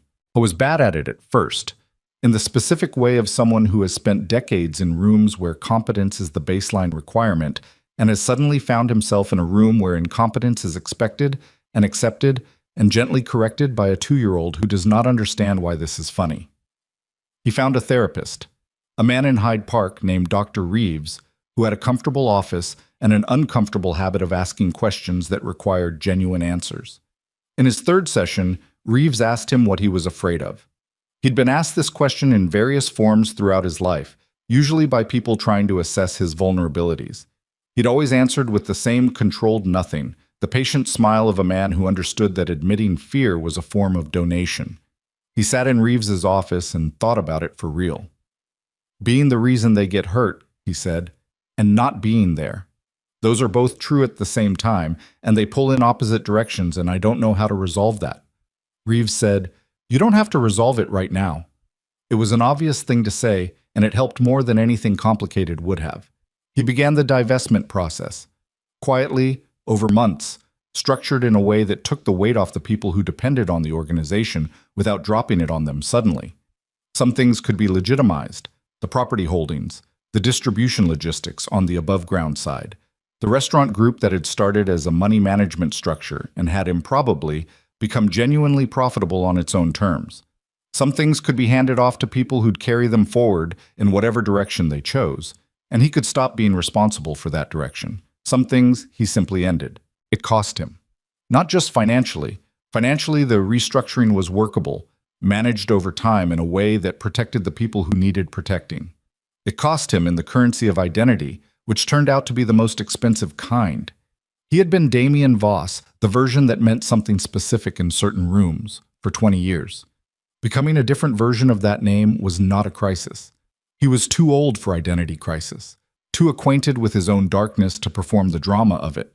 But it was a consistent, daily loss of something he'd built and believed in, and he sat with that loss the way Reeves had suggested sitting with difficult things, which was without trying to fix it.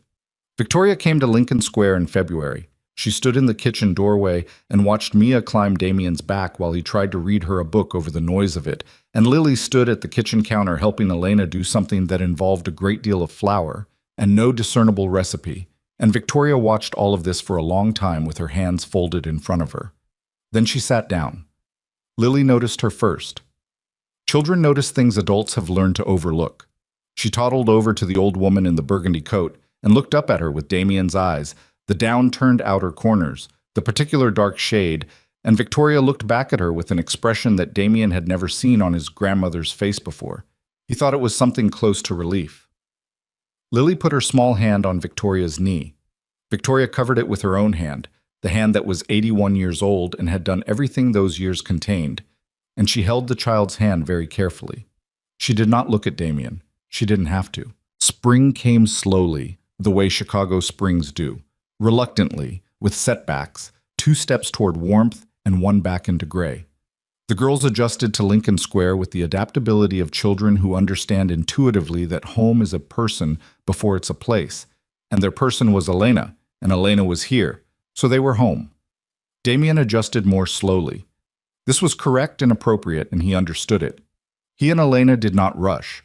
What they did was exist in proximity and let the proximity do its work and refuse to name it before it was ready to be named. They ate dinner at the kitchen table. They argued once, badly, about something operational. She'd found a document that revealed more about the transition timeline than he'd disclosed, and she'd wanted to know why he was managing her information, and he'd said it was for her protection, and she'd said that was the exact wrong answer, and she was right. And he knew she was right while he was saying it and couldn't stop himself from saying it, which was the kind of specific failure that is useful if you learn from it. He learned from it. He told her everything after that. Not because she demanded it. She didn't demand things. She simply withdrew, and the withdrawal was worse. He told her because she was the person he'd stopped lying to, and starting again would have required energy he didn't have and didn't want. 6 months after the Lincoln Square move, on a Saturday morning in late June when the city had finally committed to being warm, Damien was in the backyard with the girls, who were running through a sprinkler that Marcus had set up the previous afternoon with more mechanical attention than the task strictly required.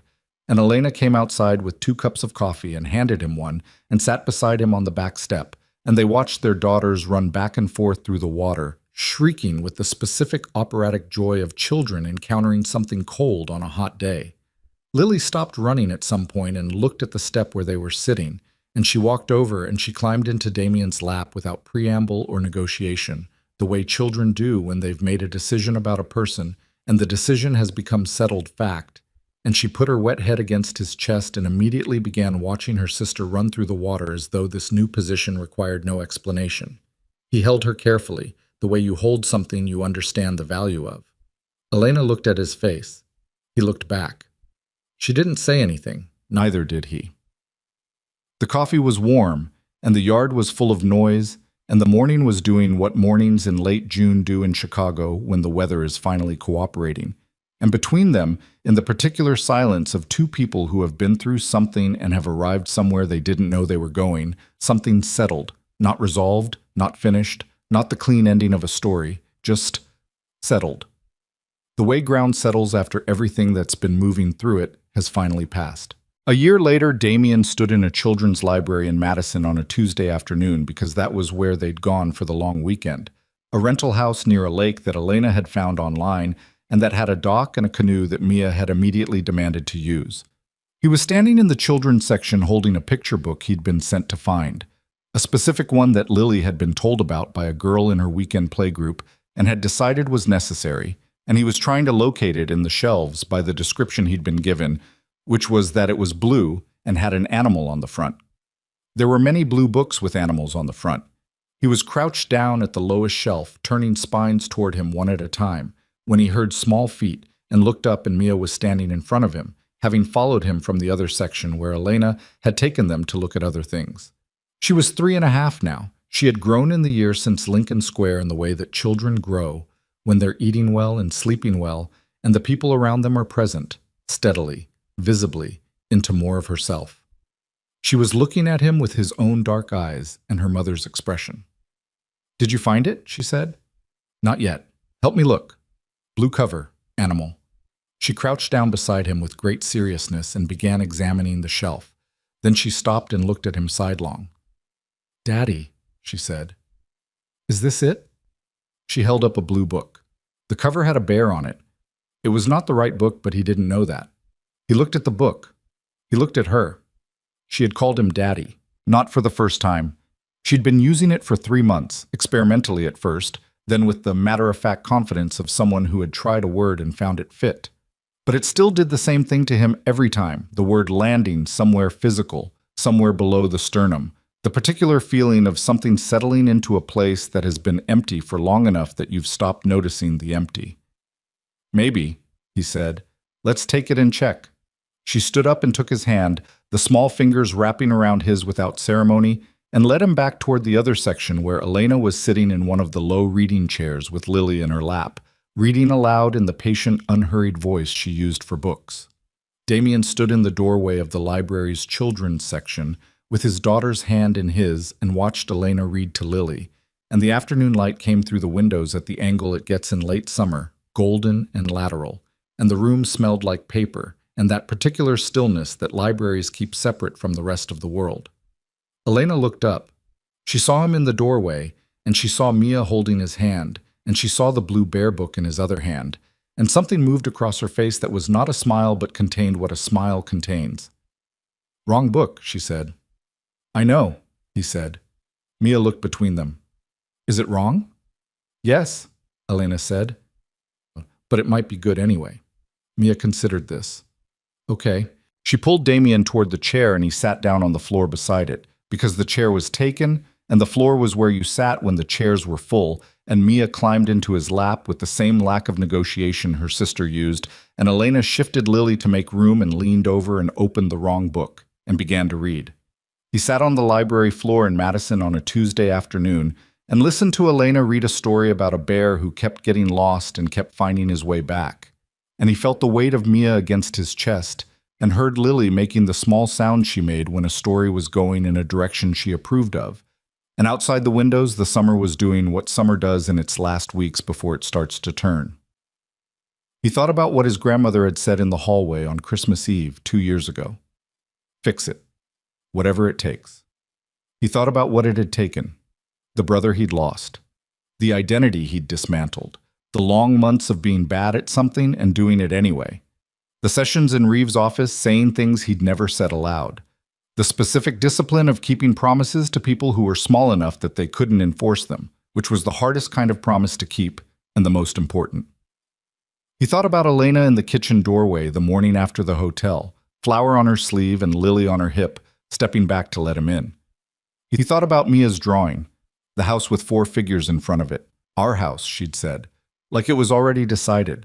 Maybe it had been. Maybe children decide things faster than adults do because they haven't yet learned to protect themselves from wanting what they want. He had learned that protection early and thoroughly and had applied it for 40 years, and all it had gotten him was an armored car and a clean desk, and 22 floors between himself and the rest of the world. His daughter's head was heavy against his sternum.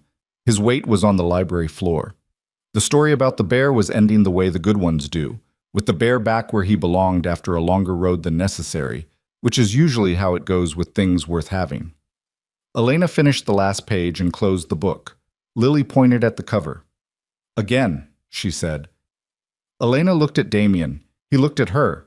He was home, or close enough that the difference didn't matter yet, and it was Tuesday afternoon in late summer, and the most feared man in Chicago was sitting on a library floor in Madison with his daughters in his lap, and the woman he had never stopped loving reading the same story twice, because that was what was needed, and there was nowhere else he was supposed to be. "Again," Damien said. Elena opened the book to the first page and began. He looked at Elena, who was standing at the stove and had her back to him, but he could see the set of her shoulders and what was happening in them. He looked back at the drawing. "It's a good house," he said. Mia seemed satisfied with this. The weeks that followed were not simple and were not a story about transformation, because transformation is not a story. It's a process.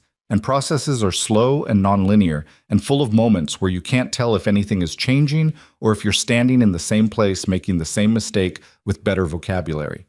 Damien knew this.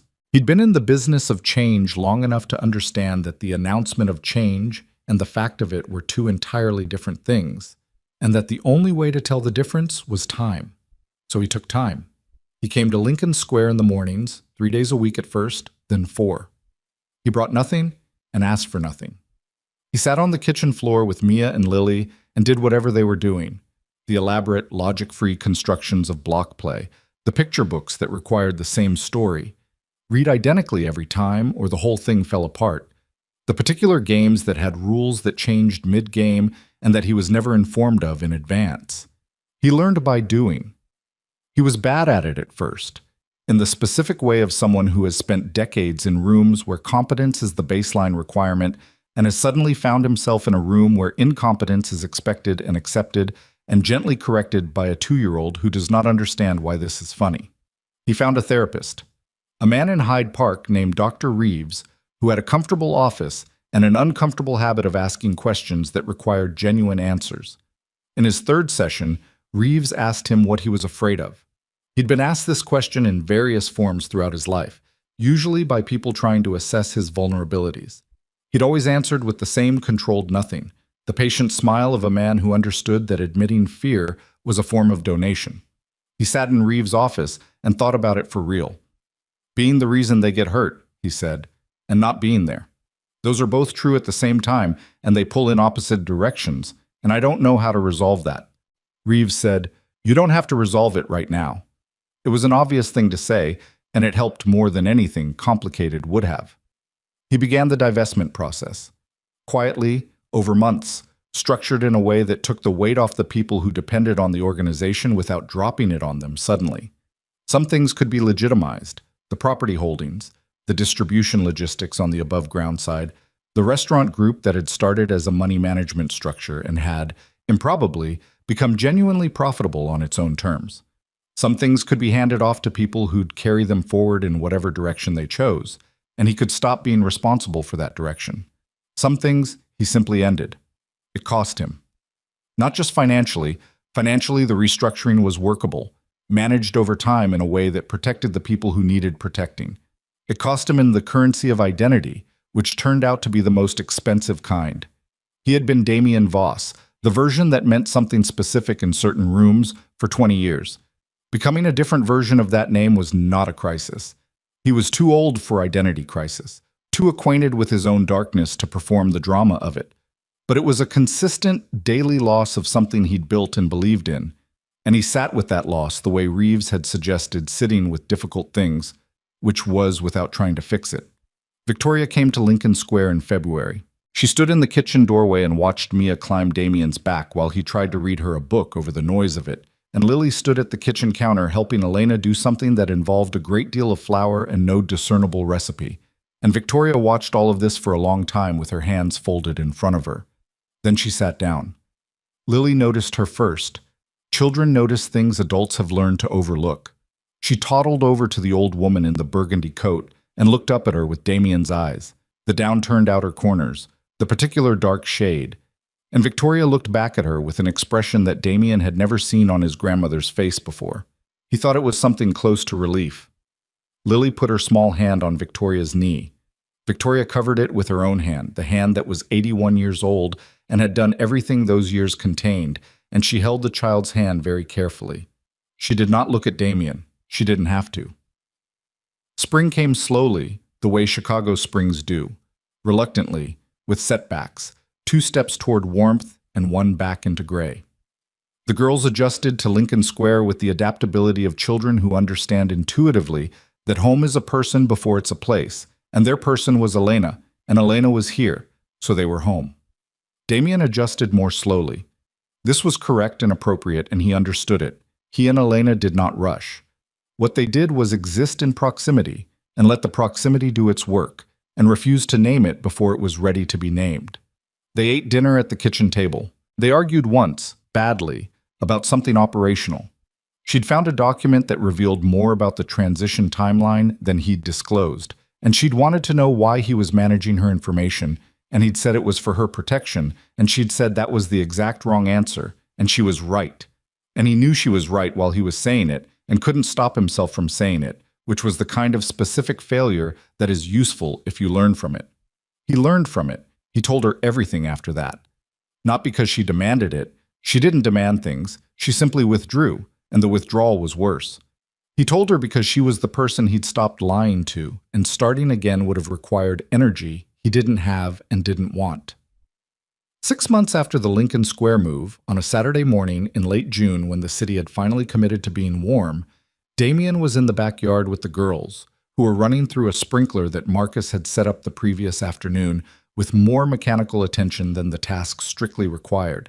And Elena came outside with 2 cups of coffee and handed him one and sat beside him on the back step, and they watched their daughters run back and forth through the water, shrieking with the specific operatic joy of children encountering something cold on a hot day. Lily stopped running at some point and looked at the step where they were sitting, and she walked over and she climbed into Damien's lap without preamble or negotiation, the way children do when they've made a decision about a person, and the decision has become settled fact. And she put her wet head against his chest and immediately began watching her sister run through the water as though this new position required no explanation.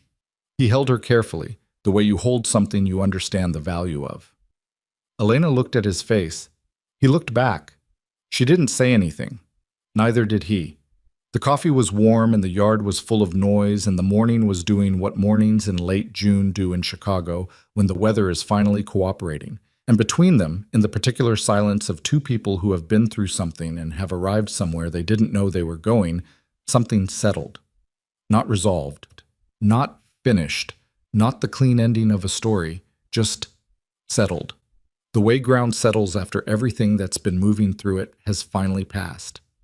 A year later, Damien stood in a children's library in Madison on a Tuesday afternoon because that was where they'd gone for the long weekend, a rental house near a lake that Elena had found online and that had a dock and a canoe that Mia had immediately demanded to use.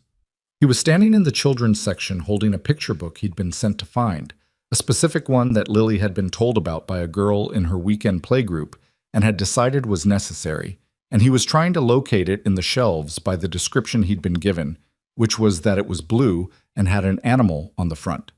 There were many blue books with animals on the front. I was crouched down at the lowest shelf, turning spines toward him one at a time, when he heard small feet and looked up, and Mia was standing in front of him, having followed him from the other section where Elena had taken them to look at other things. She was 3.5 now. She had grown in the years since Lincoln Square in the way that children grow when they're eating well and sleeping well, and the people around them are present, steadily, visibly, into more of herself. She was looking at him with his own dark eyes and her mother's expression. "Did you find it?" she said. "Not yet." "Help me look." "Blue cover, animal." She crouched down beside him with great seriousness and began examining the shelf.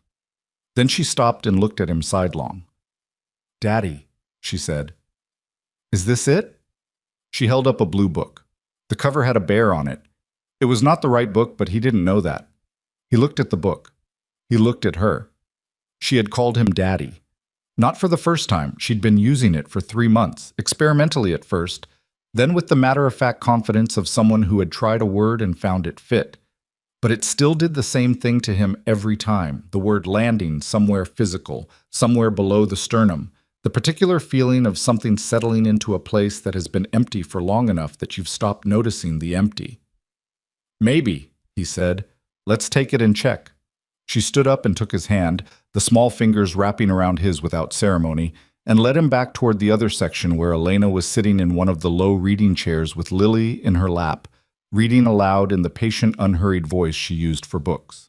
Damien stood in the doorway of the library's children's section with his daughter's hand in his and watched Elena read to Lily, and the afternoon light came through the windows at the angle it gets in late summer, golden and lateral. And the room smelled like paper, and that particular stillness that libraries keep separate from the rest of the world. Elena looked up. She saw him in the doorway, and she saw Mia holding his hand, and she saw the blue bear book in his other hand, and something moved across her face that was not a smile, but contained what a smile contains. "Wrong book," she said. "I know," he said. Mia looked between them. "Is it wrong?" "Yes," Elena said. "But it might be good anyway." Mia considered this. "Okay." She pulled Damien toward the chair and he sat down on the floor beside it, because the chair was taken and the floor was where you sat when the chairs were full, and Mia climbed into his lap with the same lack of negotiation her sister used, and Elena shifted Lily to make room and leaned over and opened the wrong book and began to read. He sat on the library floor in Madison on a Tuesday afternoon and listened to Elena read a story about a bear who kept getting lost and kept finding his way back. And he felt the weight of Mia against his chest, and heard Lily making the small sounds she made when a story was going in a direction she approved of. And outside the windows, the summer was doing what summer does in its last weeks before it starts to turn. He thought about what his grandmother had said in the hallway on Christmas Eve 2 years ago. Fix it, whatever it takes. He thought about what it had taken. The brother he'd lost. The identity he'd dismantled. The long months of being bad at something and doing it anyway. The sessions in Reeves' office saying things he'd never said aloud. The specific discipline of keeping promises to people who were small enough that they couldn't enforce them, which was the hardest kind of promise to keep and the most important. He thought about Elena in the kitchen doorway the morning after the hotel, flower on her sleeve and lily on her hip, stepping back to let him in. He thought about Mia's drawing, the house with 4 figures in front of it. Our house, she'd said, like it was already decided. Maybe it had been. Maybe children decide things faster than adults do because they haven't yet learned to protect themselves from wanting what they want. He had learned that protection early and thoroughly and had applied it for 40 years. And all it had gotten him was an armored car and a clean desk and 22 floors between himself and the rest of the world. His daughter's head was heavy against his sternum. His weight was on the library floor. The story about the bear was ending the way the good ones do, with the bear back where he belonged after a longer road than necessary, which is usually how it goes with things worth having.